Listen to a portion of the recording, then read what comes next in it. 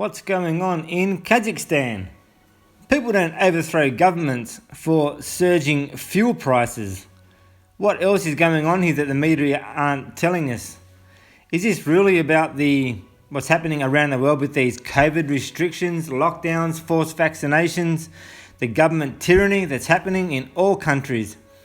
I think this is what's happening in Kazakhstan, more so than these rising fuel prices. That may be part of it, but it's about complete government control, which is happening in all countries.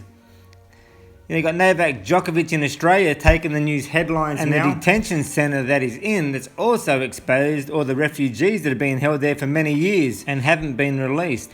But it's the whole Novak Djokovic thing. Djokovic's definitely a Freemason when you look at past pictures of him with the old covering one eye.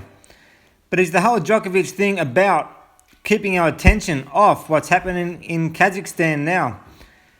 Because if the world finds out that governments are now being overthrown, what are other countries going to do? They aren't going to overthrow their governments. And why is Russia helping the Kazakhstan government to keep the people suppressed?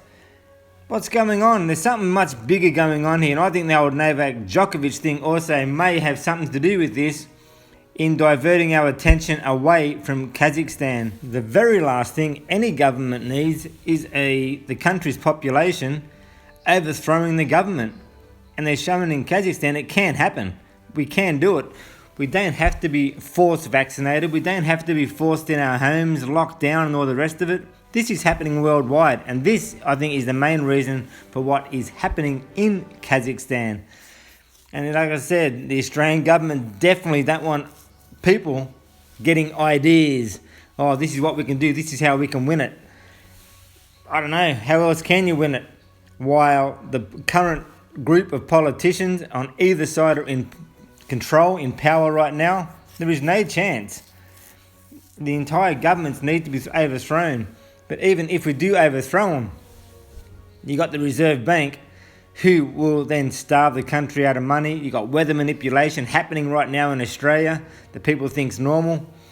But the more people that can wake up, the more people that talk about Kazakhstan rather than Novak Djokovic, the more people, the more chance we have of stopping this government tyranny in Australia.